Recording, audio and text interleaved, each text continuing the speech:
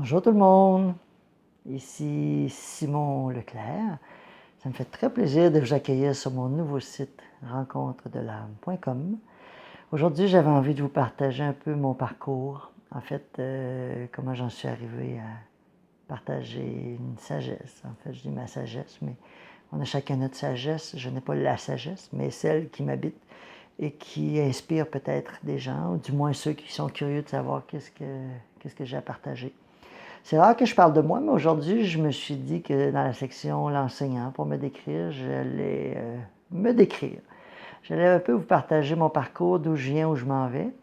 Qu'est-ce qui m'a amené à découvrir ce que j'ai découvert de moi-même.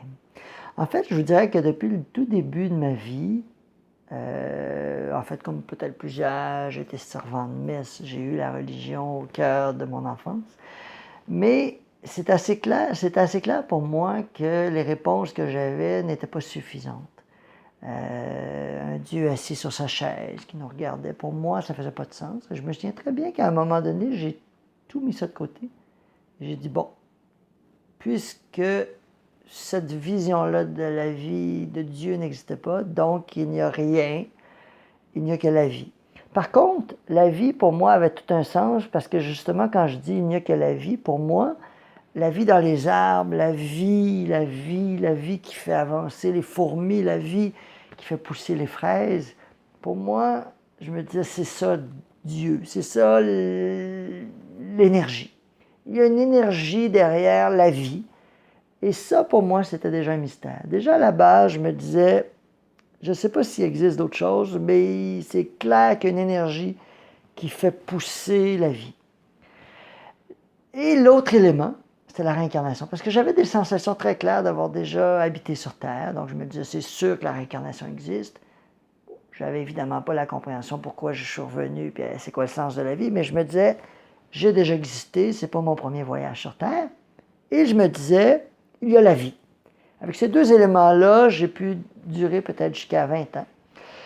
Et j'avais une compréhension. Il y avait la réincarnation. Donc, je me disais aussi, il y avait les voyages hors corps. J'avais entendu parler des gens qui faisaient des voyages astrales. Je me disais, ben, c'est normal, puisque le corps physique est un élément qu'on revient emprunter et qu'on laisse derrière. Il y a donc une énergie qui vient habiter le corps. Donc, je pouvais imaginer que cette énergie-là, elle se voyageait. Elle pouvait voyager. Je me souviens d'un jour où il y avait un spectacle à Québec, au Colisée de Québec. Et je m'étais couché sur mon lit, puis je m'étais dit, bon, je n'ai pas les moyens d'aller au spectacle, mais je vais y aller en projection. Et je me souviens que j'avais mis tellement d'efforts pour essayer de me projeter, sortir de mon corps, et là, d'imaginer que je pouvais me projeter. Et ça n'avait pas fonctionné. Puis quelques temps après, j'avais lu un livre qui disait, attention, si vous sortez de votre corps, quelqu'un d'autre peut venir l'habiter. Et là, ça a mis une fin abrupte à mes tentatives de sortir du corps, parce que là, j'imaginais que le corps était comme une coquille vide, un Bernard l'ermite, puis que tout d'un coup, quelqu'un d'autre viendrait dans mon corps, comme s'il venait habiter mon corps et qu'il allait prendre ma vie. Évidemment, aujourd'hui, je comprends que le corps fait partie de moi. Je ne suis pas mon corps, mais mon corps est le prolongement de moi. Donc, je comprends aujourd'hui qu'on ne peut pas laisser son corps et que quelqu'un d'autre vienne l'habiter, mais il y a effectivement des cohabitations, on pourrait dire comme ça, mais ça n'a rien à voir avec la sensation de partir et que quelqu'un d'autre vienne. On peut dire qu'on devient des fois en résonance avec des énergies dans d'autres plans, des égrégores ou des entités ou des énergies un peu moins conscientes et qui vont porter un thème similaire. Donc, on va avoir une résonance qui fait que des fois, il va y avoir des énergies dans nos corps énergétiques, mais ce n'est pas des envahissants, c'est des êtres qui résonnent avec nous. Donc, tout ça pour dire que à cette époque, j'avais une compréhension du corps physique, une coquille, on vient de l'habiter, on la quitte et tout ça, et il y avait la vie. Mais après ça, je ne savais pas trop. Et vers 21 ans, une grande peine d'amour, comme plusieurs, il n'y avait qu'une seule option possible, ramener l'être aimé. Je m'étais dit, bon, la peine d'amour, il faut que je trouve un moyen de ramener l'être aimé. Et à cette époque, j'avais une amie qui me parlait d'une voyante. Ah, elle va te donner des informations sur ton futur. Alors je disais, parfait, je vais aller la voir pour qu'elle me dise comment ramener l'être aimé. Et je me rends là et la discussion sur l'être aimé a duré 3 minutes pour me dire, bon, ben, si tu aimes vraiment cette personne-là, laisse-la partir, oublie ça. Et là, j'étais assez frustré, mais je me disais, bon, écoute, il me reste 1 heure et quart avec la personne, qu'est-ce que je vais faire maintenant? Et là, elle s'est mise à me parler de plans de vie parallèle, des guides. Mes guides étaient fiers de moi, moins fiers de telle affaire, m'amenaient à être attentif à telle chose. Et moi, tout d'un coup, les guides, c'est quoi les guides? C'est quoi cette histoire-là de guide? Et j'ai mis ça de côté, en me disant, bon, ben c'est intéressant. J'étais très ouvert, par contre, je dois admettre que j'étais ouvert si j'étais au rendez-vous, mais les guides, ah bon, on a des guides. Là, j'ai été curieux et pas longtemps après, j'ai écouté, je dirais peut-être 6 mois après, j'ai écouté une émission de télé, Jeannette Bertrand, pour les gens qui habitent au Québec, et son émission avec un grand A, où elle avait invité des gens qui parlaient de médiumnité. Et tout d'un coup, je suis tombé là-dedans comme si on ouvrait un monde intérieur, comme si je venais de découvrir une nouvelle pièce dans ma maison avec une chambre au trésor. Et je suis rentré là-dedans comme si c'était le chaînon manquant à ma vie. Et j'ai basculé, je pense que le mot est juste, instantanément dans la vie est ailleurs. Tout d'un coup, la vie terrestre n'avait plus aucun sens. Tout était ailleurs. Il y avait un monde invisible, il y avait des guides, il y avait de l'invisible, il y avait des plans supérieurs. Et là, je m'étais, pendant quelques années, complètement imbibé de livres, des extraits, des enseignements. Anne Givaudan et Daniel qui faisaient des enseignements. Anne et Daniel Muroy-Givaudan, à l'époque, qui travaillaient ensemble, qui faisaient des enseignements sur les vies parallèles, les voyages et les mondes de l'âme. Et tout d'un coup, j'étais absolument fasciné par tout ça. Et je dois l'admettre, beaucoup moins fasciné par ma vie terrestre. Et là, j'ai commencé à me dégrounder, à perdre du sens à ma vie, parce que tout d'un coup, la vie était ailleurs. J'étais ici en attendant. Je n'avais pas d'idée suicidaire, mais je vais faire mon temps. Un jour, je vais retourner dans le ailleurs, meilleur, et ici sur Terre, en attendant. Alors pour moi, la vie spirituelle, c'était d'attendre la vraie vie. Évidemment, vous aurez compris que ça a duré un temps, jusqu'à ce que ma vie actuelle commence à faire de moins en moins de sens, et que l'autre vie me déconnecte de plus en plus. Et là, évidemment, la souffrance, oui, de la peine d'amour, mais la souffrance de réaliser que ma vie ne correspond pas à ce que j'aime et que je ne suis pas capable de rien faire, je ne sais pas qui je suis, je ne sais pas qu'est-ce que j'aime, je ne sais rien de moi, mais de toute façon, ce n'est pas important parce que c'est l'ailleurs meilleur, mais que l'ailleurs meilleur n'est pas accessible non plus. Alors finalement, il reste quoi? Il ne restait rien. Et tout d'un coup, j'ai commencé à découvrir que ici, dans mon corps physique, il y avait une autre réalité, la réalité de ma lumière, qui voulait se déployer. Une force de vie que j'avais vue dans les arbres et autour de moi, qui tout d'un coup m'était accessible. J'avais fait un atelier, je crois que j'avais 24 ou 26 ans, un atelier sur les émotions. C'est vraiment là que ça a commencé. Un atelier à 24 ans, un atelier sur les émotions qui était un atelier spirituel sur les émotions. Je me disais, ah bon, tiens donc, des émotions dans le décor. Qu'est-ce que les émotions viennent faire dans le monde spirituel? Mais pourquoi pas?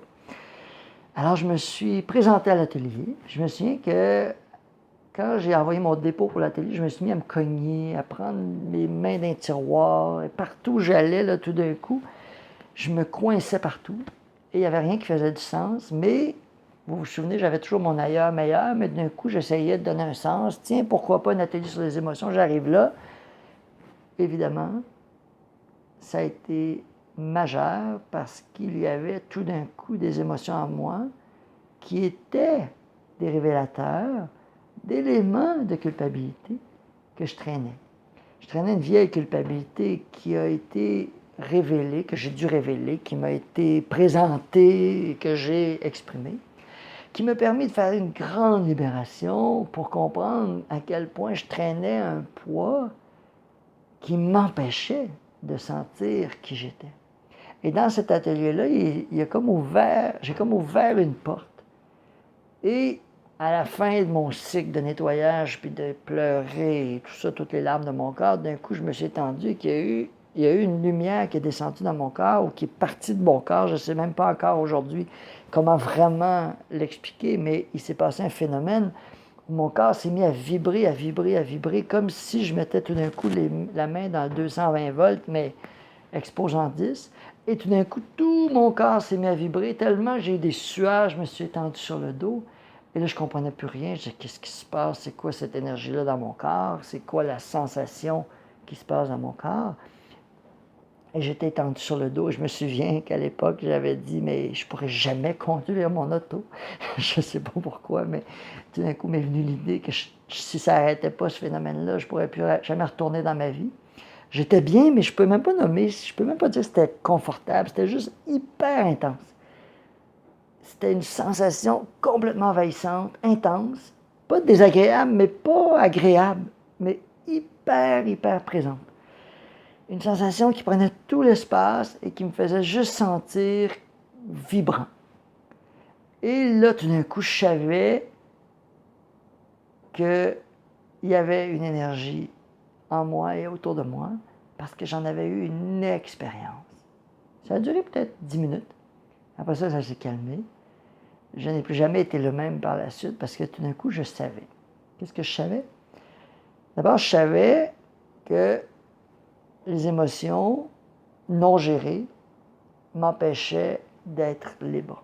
Alors, l'année qui a suivi, les 2 années qui ont suivi, j'ai commencé à vraiment rentrer dans le monde des émotions pour comprendre qu'il y avait un corps émotionnel qui vivait des sensations et j'ai commencé à comprendre que si je n'étais pas maître de mes émotions, maître ne veut pas dire dominer, veut dire être en relation. Si je n'étais pas maître de mes relations, je ne pourrais jamais être libre sur Terre parce que les émotions, j'ai compris que les émotions nous empêchent de voir, c'est comme des filtres qui nous empêchent de voir la réalité. On les voit à travers le filtre des émotions. Donc, apprendre à vivre ces émotions, c'est apprendre à vivre. Donc, pendant les années qui ont suivi, 2 années peut-être, j'ai vraiment retrouvé le contact avec les émotions. Je pleurais tout le temps. Puis je me souviens que mon père me disait, mais mon Dieu, lui qui n'avait pas appris à pleurer vraiment, il me parlait, puis je pleurais, puis il disait, ben là, on ne peut plus te parler, tu pleures tout le temps. Puis je savais que je pleurais tout le temps, mais je pleurais, puis tout m'émouvait, puis je me disais que je voulais être compris, puis être aimé, comme je suis. Puis j'avais des grands mouvements existentiels, mais tout d'un coup, je découvrais un monde intérieur. Dans cette période-là, je suis remonté aussi loin que ma naissance. J'ai pu voir mes parents faire l'amour. Je fais toujours un petit clin d'œil parce que je ne voyais pas de détails, je vous rassure, mais je voyais que mes parents étaient en train de concevoir. J'ai un frère jumeau. Et j'étais avec mon frère jumeau, on était comme dans le plafond, puis on s'est tenu la main. Puis je me souviens très bien qu'on savait qu'on était en train de concevoir le fœtus, le corps que j'allais habiter. Et là, on s'est pris par la main, puis on a dit on y va, oui, non, oui, on y va ensemble. Puis je me souviens que le mouvement a été de nous serrer la main, puis de dire on y va ensemble. Et ça a été majeur pour moi, la relation avec mon frère, parce que d'abord, c'est un être que j'ai toujours voulu sauver, aider, je ne comprenais pas pourquoi. Mais je savais aussi que c'était un être qui, dans une autre vie, je n'avais pas été gentil avec. Et je portais une culpabilité avec lui qui était pour moi le reflet d'un empêcheur de donner la permission. C'est-à-dire que tant que j'avais mon frère dans mes champs énergétiques, il y avait toujours un interdit. « Oh mon Dieu, comment peux-tu faire ça après ce que tu as fait? » Et je savais que je n'avais pas été gentil, mais je ne savais pas pourquoi. Je l'ai découvert plus tard. À travers une maladie qui s'est développée à l'intérieur de moi. J'ai rencontré une occlusion intestinale qui m'a amené à être opéré le 19 mai 2019. Et tout ça me ramenait à un événement d'enfance qui me ramenait à une vie passée, où là, j'ai commencé à voir dans cette vie-là avec mon frère, où j'avais abusé, je vais dire comme ça. Et un aspect de moi qu'aujourd'hui, j'aurais dit, si je le regardais extérieur, j'aurais dit, ah, toi, pas sûr que je t'invite dans mes valises, mais qui finalement faisait partie d'une expérience. Et je m'étais tellement senti coupable que j'avais cru que je devais être puni dans cette vie-ci. Comment? Bien, d'abord, en m'occupant de tout le monde sauf de moi, et surtout en voulant sauver mon frère. Plus tard, ça s'est dilué. Je ne peux pas dire que j'ai toujours voulu sauver mon frère, mais si ce n'était pas mon frère, c'était d'autres. Mais dès que quelque chose était pour moi, oh que non. Je ne me donnais pas la permission parce qu'il fallait d'abord que je sauve les autres, puis peut-être un jour, quand tout le monde sera sauvé. Donc, je ne dirais pas que j'avais le syndrome du sauveur, mais j'avais clairement la sensation que mes besoins fondamentaux, quand c'est juste pour moi, non disponibles.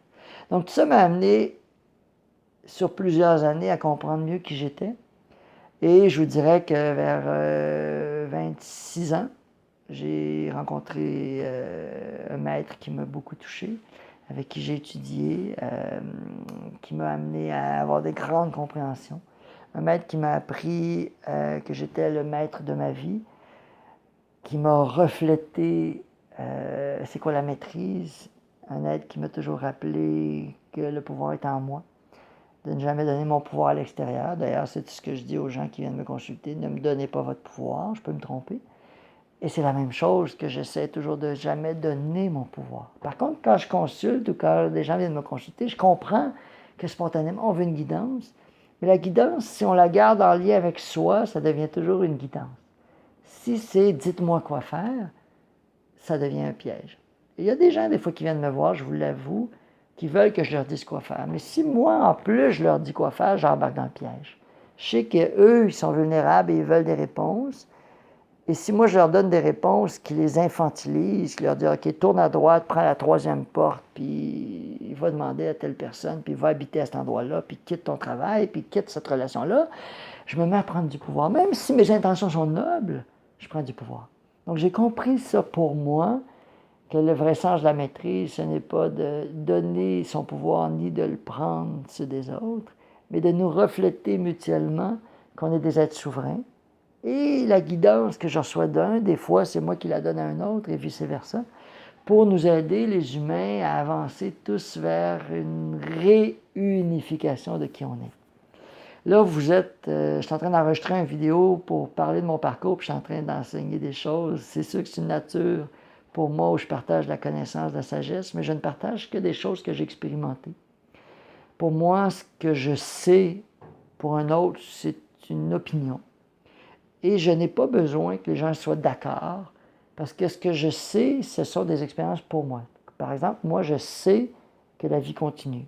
Je sais qu'il y a une énergie autour et en moi beaucoup plus grande. Ce n'est pas une croyance, c'est une connaissance, parce que j'en ai vécu l'expérience. Mais pour un autre qui ne l'a pas vécu, ça reste une opinion. Donc, qui suis-je pour dire, il faut que tu crois en ce que je crois, parce que pour toi, ce n'est pas une expérience, c'est une opinion, c'est une idée intéressante. Alors que pour moi, c'est une expérience.